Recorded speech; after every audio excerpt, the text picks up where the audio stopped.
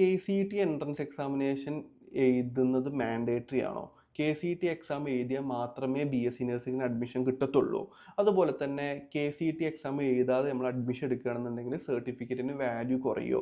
അത് 1, 2, 3 കൊല്ലം കഴിഞ്ഞാൽ നമുക്കത് എന്തെങ്കിലും രീതിയിൽ ബാധിക്കുമോ എന്നുള്ളൊരു ചോദ്യം പിള്ളേർ ചോദിച്ചിട്ടുണ്ട്. അപ്പോൾ ഇതിൻ്റെ അടിസ്ഥാനത്തിൽ നമ്മൾ ആദ്യം മനസ്സിലാക്കേണ്ടത് എന്താണ് KCET എന്നുള്ളതാണ്. അപ്പോൾ KCET മനസ്സിലാവാൻ വേണ്ടിയിട്ട് ലളിതമായിട്ട് പറഞ്ഞുതരാം. കേരളത്തിൽ കീം എക്സാം ഉണ്ടല്ലോ, CE കണ്ടക്ട് ചെയ്യുന്ന Kerala engineering, architectural, medical entrance exam. ഇതിൽ ഫിസിക്സും കെമിസ്ട്രിയും മാത്തമാറ്റിക്സും ആണുള്ളത്.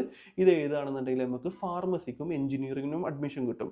ഇതേപോലത്തെ ഒരു എൻട്രൻസ് പരീക്ഷയാണ് കർണാടകത്തിലെ CET എക്സാം. KEA എന്ന് പറയുന്നത് കർണാടക എക്സാമിനേഷൻ അതോറിറ്റി. അവർ കണ്ടക്ട് ചെയ്യുന്ന കോമൺ എൻട്രൻസ് ടെസ്റ്റ് ആണ് KCET എന്ന് പറയുന്നത്, കർണാടക കോമൺ എൻട്രൻസ് ടെസ്റ്റ്. ഇതിൻ്റെ അടിസ്ഥാനത്തിൽ ഇത് ഓൾറെഡി അവിടെ ഉണ്ടായിരുന്ന ഒരു എൻട്രൻസ് എക്സാം ആണ്. ഇതിൻ്റെ അടിസ്ഥാനത്തിൽ അവിടെയുള്ള കുട്ടികൾക്ക് എഞ്ചിനീയറിംഗിനും ഫാർമസി പോലുള്ള കോഴ്സുകൾക്കൊക്കെ അഡ്മിഷൻ കിട്ടുന്നത് ഈ എൻട്രൻസ് ചെയ്ത കുട്ടികൾക്കാണ്. അതിൽ ഇപ്പോൾ INC റൂൾ പ്രകാരം INC ഒരു റൂൾ പുറത്തു വന്നു. അതായത് ഇന്ത്യയിലുള്ള എല്ലാ സ്റ്റേറ്റും ഒരു പൊതുവായിട്ടുള്ള ഒരു എൻട്രൻസ് എക്സാമിൻ്റെ ബേസ് ചെയ്തിട്ട് മാത്രമേ BSc നഴ്സിംഗിന് അഡ്മിഷൻ കൊടുക്കാൻ പാടുള്ളൂ എന്നുള്ളൊരു നോട്ടിഫിക്കേഷൻ വന്നു. അതിൻ്റെ അടിസ്ഥാനത്തിൽ കർണാടക അത് ഓൾറെഡി ഇംപ്ലിമെൻറ്റ് ചെയ്തു 2-3 വർഷങ്ങൾക്ക് മുമ്പ്.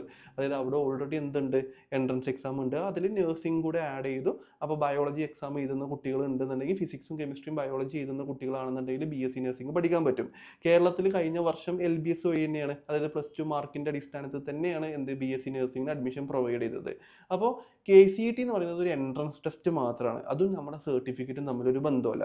ഇനി സർട്ടിഫിക്കറ്റ് KCET വഴി നമുക്ക് ഏതൊക്കെ കോളേജുകളിൽ അഡ്മിഷൻ കിട്ടുക? അതായത് കേരളത്തിൽ ഇപ്പോൾ Kerala university of health science, കേരളത്തിലെ ഗവൺമെൻറ് മെഡിക്കൽ യൂണിവേഴ്സിറ്റിയാണത്. ഇതേപോലെ കർണാടകത്തിലുള്ള യൂണിവേഴ്സിറ്റിയാണ് Rajiv Gandhi university of health science.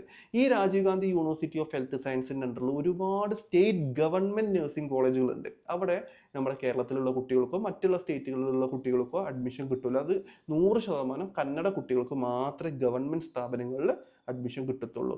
പിന്നെ അവിടെയുള്ള പ്രൈവറ്റ് കോളേജുകൾ, അതായത് ഗവൺമെൻറ് യൂണിവേഴ്സിറ്റിയുടെ അണ്ടറിൽ വരുന്ന പ്രൈവറ്റ് കോളേജുകൾ, ഒരുപാട് മെഡിക്കൽ കോളേജ് ഉണ്ട്. ഇപ്പോൾ JSS medical college, Ramaiah, Vaidehi, ഇങ്ങനെ ഒരുപാട് മെഡിക്കൽ കോളേജുകളുണ്ട്. അപ്പോൾ ഇതുപോലത്തെ പ്രൈവറ്റ് മെഡിക്കൽ കോളേജുകളിൽ നമുക്ക് BSc നഴ്സിംഗിന് അഡ്മിഷൻ കിട്ടാൻ വേണ്ടിയിട്ട് നമുക്ക് KCET എഴുതാം. KCET വഴി 60% സീറ്റ് ഓൾ ഇന്ത്യ കോട്ടയിലുള്ള കുട്ടികൾക്ക് റിസർവ്ഡ് ആണ്. 20% ഓഫ് സീറ്റ് കന്നഡ കുട്ടികൾക്ക് റിസർവ്ഡ് ആണ്. കന്നഡ കുട്ടികൾ വന്നിട്ടില്ലെങ്കിൽ നമുക്കും ആ 20% സീറ്റിൽ അലോട്ട്മെൻറ്റ് കൊടുത്താൽ കിട്ടാൻ സാധ്യത ഉണ്ട്. അതുപോലെ തന്നെ 20% സീറ്റ് കോളേജ് മാനേജ്മെൻറ്റ് സീറ്റാണ്. അപ്പോൾ ഇപ്പോൾ 100 സീറ്റുള്ള ഒരു കോളേജ് ആണെന്നുണ്ടെങ്കിൽ അതിൽ 80 സീറ്റ് KCET വഴിയായിരിക്കും വരിക. ആ 80 സീറ്റ് KCET വഴി വന്നിട്ടില്ലെങ്കിൽ അത് അവർ മാനേജ്മെന്റ് ആയിട്ട് എടുക്കും. അപ്പോൾ മാനേജ്മെന്റ് സീറ്റ് എടുക്കുന്ന കുട്ടികൾക്ക് ഇതൊരു ബുദ്ധിമുട്ടോ കാര്യങ്ങളോ ഒന്നുമല്ല. കൂടുതൽ വിവരങ്ങൾക്ക് നമ്മുടെ വാട്സപ്പ് ഗ്രൂപ്പിൽ ജോയിൻ ചെയ്തോളൂ.